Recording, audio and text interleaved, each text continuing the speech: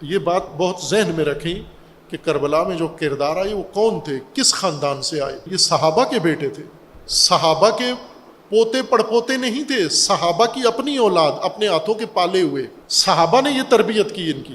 جواب دیں، جب آپ نے خود، آپ کی نسل ہے، آپ کے بچے ہیں، آپ کے بیٹے ہیں، یہ آپ نے پالے ہیں، ان کے ذہنوں میں کیا ڈالا ہے کہ یہ امام حسین علیہ السلام کو قتل کرنے کے لیے تیار ہو جاتے ہیں؟ کہ عمر سعد امام حسین علیہ السلام کو حتی المقدور کوشش کرنا چاہتا تھا کہ یہ میرے ہاتھ سے یہ جرم نہ ہو۔ عمر سعد آپ کو پتہ ہونا چاہیے کون ہے، اور یہ سب کے بارے میں پتہ ہونا چاہیے۔ کربلا کے جتنے کریکٹر ہیں ان کا ہمیں معلوم ہونا چاہیے کہ یہ کون لوگ ہیں، ان کے پیچھے نسب کیا ہے۔ عمر سعد ایک بہت بڑی شخصیت کا بیٹا ہے، فاتح روم اور ایران، سردار قادسیہ، عشرہ مبشرہ میں، اتنے بڑے صحابی کا بیٹا، عشرہ مبشرہ میں جس کا نام ہے، اور جو فاتح ایران و روم ہے اس کا بیٹا، اس کو قاتل بنتے ہوئے دیر نہیں لگتی۔ کب؟ جب سامنے منصب آ جائے۔ پھر امام علیہ السلام نے دیکھا کہ عمر ابن سعد ایک بڑے لشکر کے ساتھ یہ بھی نینوا میں، کربلا میں آ گیا ہے۔ وَمَدَدَهُمْ لِقِتَالِهِ أَنْفَذَ إِلَىٰ عمر ابن سعد۔ خوب، یہ اب قتال کے لیے تیار ہے، آگے بڑھ رہا ہے، پوری تیاری ہے ان کی طرف سے۔ اس نے درخواست کی امام حسین علیہ السلام سے کہ میں آپ سے بات کرنا چاہتا ہوں، اور امام نے اس سے بات کی۔ بات کرنے کے بعد اس نے عمر عبید اللہ بن زیاد کو خط لکھا۔ اما بعد فإن اللہ قد اطفأ النائر وجمع الکلمہ واصلح امر الامہ۔ اس نے کہا میں نے معاملہ حل کر دیا ہے، خاموش ہو گئی آگ، جنگ کی آگ میں نے بجھا دی ہے، اور یہ ہم صلح کر لی ہے۔ واصلح امر الامہ ھذا حسین قد آتانی ان یرجع الی المکان الذی اتی منہ او ان یسیر الی صغر من الصغور فیکون رجلا من المسلمین۔ تو امام حسین علیہ السلام نے کہا ہے کہ ٹھیک ہے، میں اگر آپ نہیں چاہتے کوفہ میرا جانا، میں کوفہ نہیں جاتا، میں کسی اور سرزمین کی طرف نکل جاتا ہوں۔ لیکن بیعت کا نہیں تھا بیچ میں ذکر۔ عمر سعد نے جو ایک بیچ میں جرم کیا وہ یہ تھا کہ امام حسین علیہ السلام، بعض روایات میں ہے کہ بیعت کا بھی کہہ دیا کہ ٹھیک ہے میں بیعت کر لیتا ہوں۔ نہ، ہرگز ایسا نہیں تھا، یہ سری کذب تھا عمر سعد کا۔ فَيَكُونُ رَجُلًا مِنَ الْمُسْلِمِينَ، یعنی یہ عام مسلمانوں کی طرح زندگی گزاریں، آپ سے کوئی تعرض نہیں ہوا۔ لہو ما لہم وعلیہ ما علیہم او ان یاتی امیر المومنین یزید فیضع یدہ فی یدہ۔ یہ عمر سعد نے جھوٹ لکھا ہے، یعنی ہرگز امام حسین علیہ السلام سے یہ بات نہیں ہوئی۔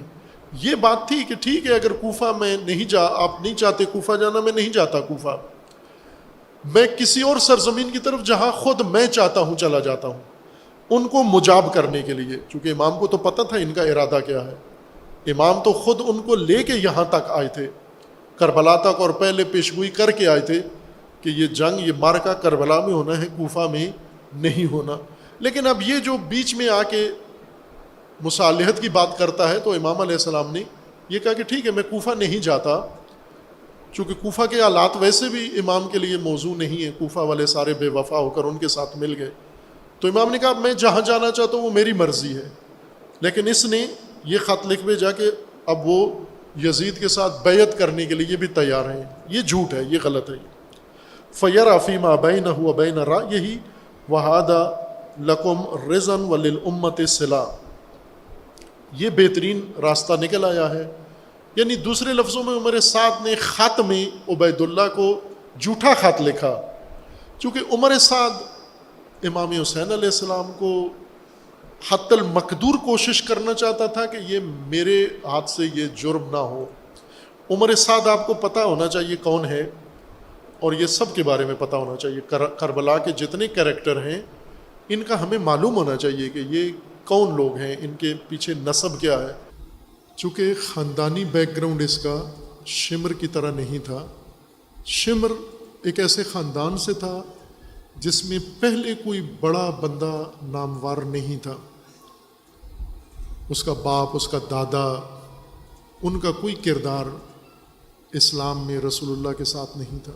ایک بے نام و نشان آدمی تھا. یہ خود اپنی صلاحیتوں پر آیا اور آ کر لشکر کا حصہ بنا، پھر خلفاء کے ساتھ رہا، پھر امیر المومنین کے ساتھ رہا. امیر المومنین کے بعد یہ معاویہ کے ساتھ مل گیا، پھر بنو امیہ کے ساتھ آخر تک یہ رہا.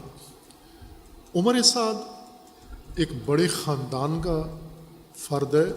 سعد ابن ابی وقاص بہت نامور شخصیت، اس زمانے میں بھی بہت نامور، بہت معروف شخصیت. عشرہ مبشرہ میں فاتح روم اور ایران، سردار قادسیہ، وہ خلیفہ دوم کے زمانے میں فتوحات سب اس شخص کے ہاتھوں سے ہوں. مصر کے اوپر حملہ، فلاں جگہ حملہ، جنگی صلاحیت تھی، جنگی سالار تھا. یہ اس کا بیٹا ہے، اور یہ رشتے میں امام حسین علیہ السلام کا رشتہ دار بھی بنتا ہے.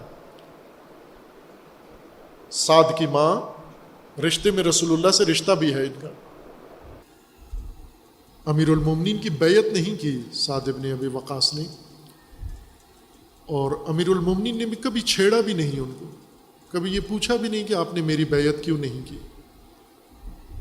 ان کو اپنے حال پہ چھوڑ دیا، اور انہوں نے امیر المومنین کے خلاف کسی محاذرائی میں شرکت بھی نہیں کی.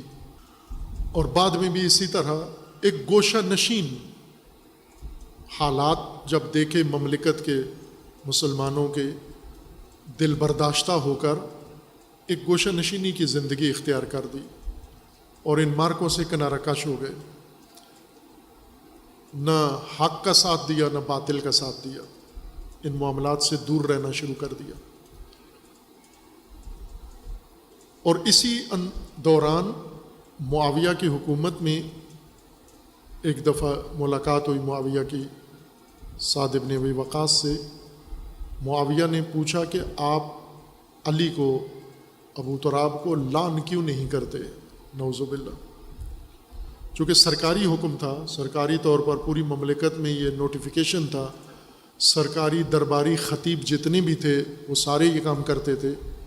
اور جو بھی معاویہ سے شہریہ لیتے تھے، ماہانہ منتھلی لیتے تھے، سب کے صحابہ کے اور بڑے بڑے لوگوں کی منتھلیاں مقرر تھیں.